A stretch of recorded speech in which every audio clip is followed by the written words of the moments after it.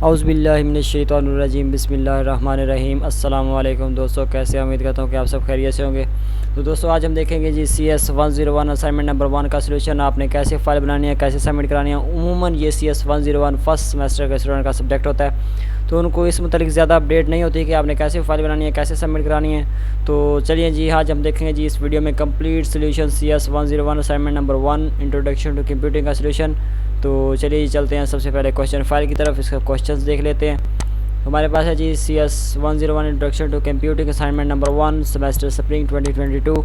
Total marks इसके हैं जी 20। इसकी डेडलाइन यानी कि ड्यू डेट है जी 17 जून 2022, 17 जून 2022 तक रात 12 बजे तक आपने ये सबमिट करानी है। और इसकी जो इंस्ट्रक्शन है वो तमाम असाइनमेंट की तरह सबसे पहले जी आपने ड्यू डेट के बाद सबमिट नहीं करानी।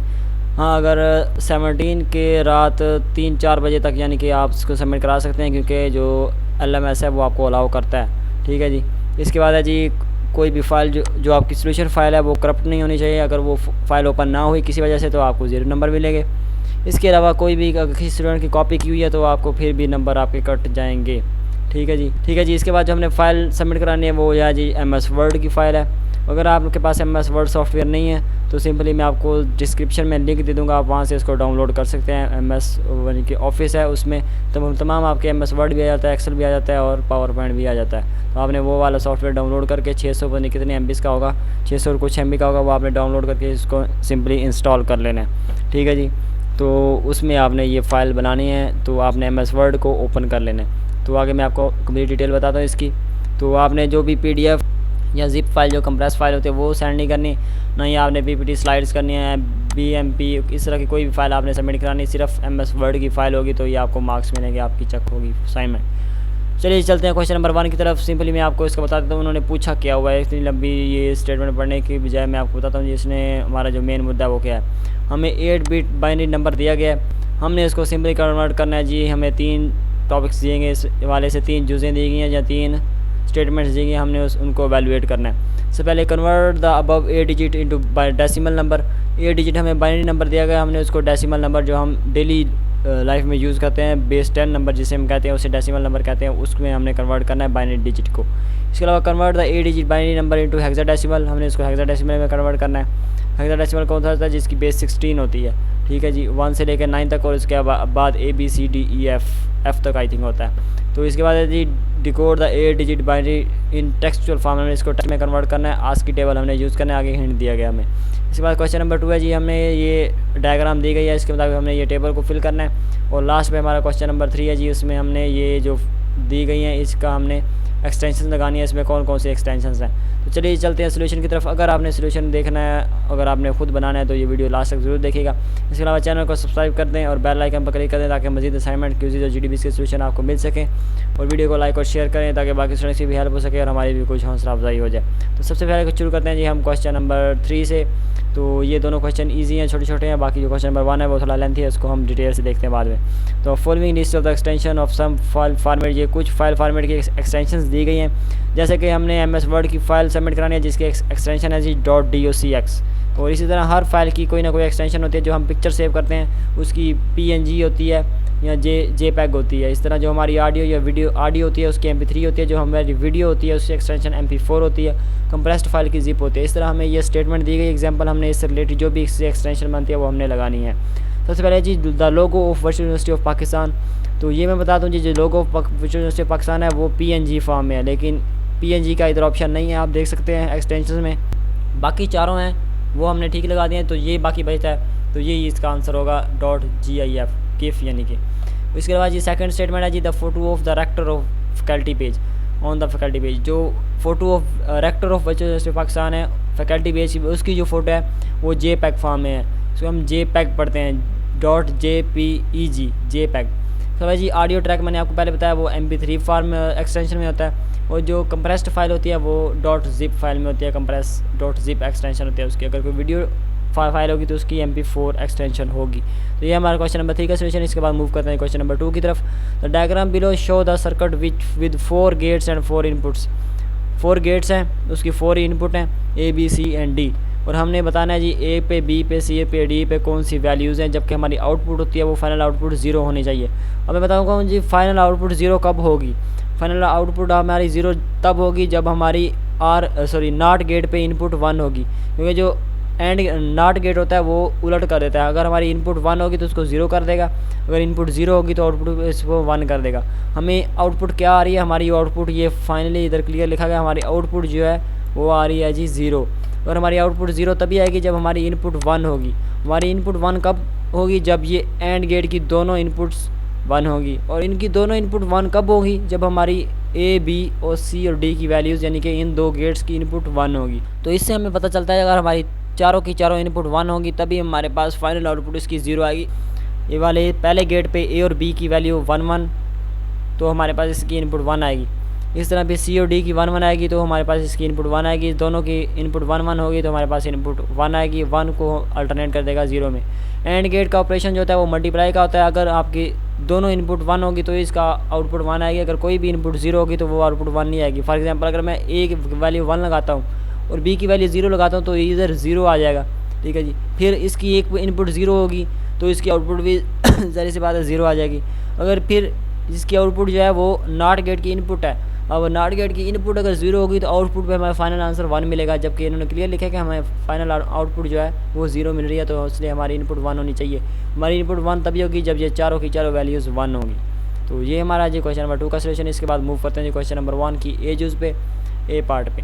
तो ये जी हमें बाइनरी नंबर्स दिए गए हैं 3, हमने इनको सिंपली डेसिमल नंबर में कन्वर्ट करना है। डेसिमल नंबर में कन्वर्ट करने का तरीका क्या है, आपने चार ये जो 8 डिजिट है इनको लिख लेना है, ठीक है जी। इसके बाद हर एक के साथ हमने 2 की पावर लगानी है। सबसे पहले हमने राइट साइड से शुरू करना है। हमारे पास पहला डिजिट कौन सा है, 0, ठीक है जी। राइट साइड से हमारा पहला डिजिट 0 है। 0 मल्टीप्लाई 2 की पावर 0। अब ये हमने 0 मल्टीप्लाई 2 की पावर 0 करना है, उसके अंदर जो है हमने प्लस प्लस करते जाना है हर डिजिट के साथ। तो नेक्स्ट हमारा डिजिट जो है वो भी 0 है। 0 के बाद फिर अगला डिजिट भी 0 है। फिर इस तरह हमने 0 मल्टीप्लाई बाई 2 की पावर अब 1 हो जाएगी। पहले 2 की पावर 0 थी, फिर 1, फिर 2, फिर 3, फिर 4, फिर 5, फिर 6 और 7 तक जाएगी, क्योंकि हमारे पास 8 डिजिट हैं। हमने 0 से लेकर 7 तक करेंगे तो हमारे पास 8 डिजिट पूरे हो जाते हैं, ठीक है जी। तो इसी तरह हमारा जो 1 है वो हमारा जी 4th नंबर पे, इसी तरह 4th नंबर पे देखते हैं जी। 4 पे हमारी पावर क्या आएगी, 2 की पावर 3 आएगी, क्योंकि हम 0 से स्टार्ट कर रहे हैं। इस तरह 1 मल्टीप्लाई बाई 2 की पावर 3 इसको हम कंसिडर कर लेंगे, बाकी जो 0 वाली वैल्यूज़ होगी उनको हम छोड़ देंगे, तो उनको हम सिंपली 0 लिख देंगे। इस तरह हमारा जो नेक्स्ट यानी कि डिजिट 1 बन रहा है वो हमारा जी सेकंड लास्ट, तो इस पर हमारा जी 2 की पावर 6 आ जाती है। 2 की पावर 0, 1, 2, 3, 4, 5 और 2 की पावर 6, ये देखें जी। इस तरह ये आगे 0 के 2 की पावर 7 आ जाएगी, ये निगलेक्ट हो जाएगी।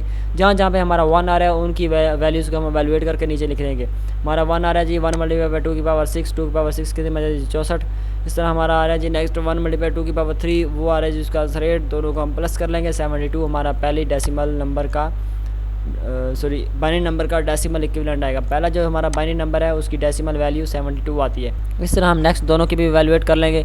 मैंने इधर लिख दिया है, सोल्यूशन फाइल आपको डिस्क्रिप्शन में मिल जाएगी, आप यहाँ से डाउनलोड करके उसको कम्प्लीटली पढ़ सकते हैं, या वैसे आप स्क्रीनशॉट लेके इसको देख सकते हैं। इसके बाद है हमारा जी बी पार्ट इसका है, convert the 8 digit binary number into hexadecimal. हमने 8 डिजिट बाइनरी नंबर को हेक्साडेसिमल में कन्वर्ट करना है। हेक्साडेसिमल कौन सा होता है, जिसकी बेस 16 पे होती है, 1 से लेकर 9 तक, आगे उसके ABCDE तक होता है। आई थिंक CS101 में ये गिवन है, मैं आपको हैंडआउट्स दिखा देता हूँ। CS101 के हैंडआउट्स हैं जी, पेज नंबर 50 है, मॉड्यूल नंबर 13। इस पेज के सेंटर में देखें जी, ये हमारे पास टेबल दिया गया है। तो इसमें हमारे पास ये बिट पैटर्न दिया गया है, बाइनरी का 4 डिजिट का पेयर है, और आगे इसका हेक्साडेसिमल रिप्रेजेंटेशन दी गई है, जैसे कि 000 की 0 आ रही है।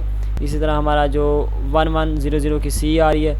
1 से लेकर 0 तक, 0 से लेकर 9 तक ये डिजिट है, इनकी ये बाइनरी इक्विवेलेंट ये है। जैसे ही 10 आता है तो उसके बाद हम A शुरू कर देते हैं। 9 का 10 आता है, 10 की जगह पे A आएगा, 11 की जगह पे B, 12 की जगह पे C, 13 की जगह पे D, 14 की जगह पे E और 15 की जगह पे F आ जाएगा हमारा। तो ये हमारे 16 नंबर्स बन जाते हैं 0 से लेके F तक। चलिए जी इसको देखते हैं। हमारा पहला जो पेयर बनता है जी, इसका हमने इसके 2 पेयर बनाने हैं, क्योंकि हमारे पास 8 डिजिट बाइनरी नंबर है, हमने 4 4 के 2 पेयर बनाने हैं। पहला हमारा जो पेयर बन रहा है वो जी 1 क्या 000 आ रहा है, 1 0 0। इसको हम फाइंड आउट से देखते हैं जी। 1 0 0 ये हमारा जहाँ पे मेरा माउस जा रहा है, ये जी 1 0 0। इसकी पावर क्या है जी, इसकी जो वैल्यू आ रही है वो आ रही है 8। सिंपली हम इसको 8 लगा देंगे, इधर हमने 8 लिख दिया, तो ये हमारे जी इसका नीचे 8 आ गया। इस तरह हमारा जो इससे इसका दूसरा पेयर है, क्योंकि 2 पेयर बनने हैं, 8 डिजिट बाइनरी नंबर है, हमने 4 4 के 2 पेयर बनाने हैं, वो है जी 0 1 0 0। चलिए जी इसको देख लेते हैं। 0 1 0 0 की तरफ बढ़ा है जी। 0100 ये पड़ा जी। इसका जो हेक्साडेसिमल नोटेशन है, रिप्रेजेंटेशन, वो है जी 4। तो हम सिंपली इसको लिख देंगे जी 4। तो ये हमारा 48 हमारा हेक्साडेसिमल नंबर बन गया, पहला बाइनरी डिजिट का। ठीक है जी, पहला बाइनरी डिजिट का हमारा हेक्साडेसिमल जो नंबर बनता है वो 48 बनता है, जबकि इसका जो डेसिमल नंबर बनता है वो 72 बनता है। ठीक है जी, इस तरह हमने नेक्स्ट दो की भी 4 के पेयर बना के हमने उसी टेबल से देख लेना है। पेज नंबर 50 है CS101 के हैंडआउट्स का, मॉड्यूल नंबर 13 में ये टेबल गिवन है। तो इसके बाद जी हमारा पार्ट नंबर C है, जिसमें हमने बाइनरी नंबर जो हमें तीनों दिए गए हैं हमने उसको टेक्सचुअल फॉर्म में कन्वर्ट करना है कि टेक्स्ट में कन्वर्ट करना है, जैसे कि ABCD इसका होता है। और हमने किस चीज़ को यूज़ करना है, कौन सा कोड यूज़ करना है, हमने ASCII कोड यूज़ करना है, ASCII टेबल यूज़ करना है। सिंपली हमने ये वाली जो वैल्यू है इसका एक सेपरेट डिजिट बनेगा, एक नंबर बनेगा, एक लेटर बनेगा इंग्लिश का या कोई भी सिंबल बनेगा, वो हमारा ASCII टेबल में गिवन होता है हमारे इस बाइनरी नंबर के इक्विवेलेंट। तो जो हमारा पहला बाइनरी नंबर होता है वो उसकी वैल्यू बन रही है जी H।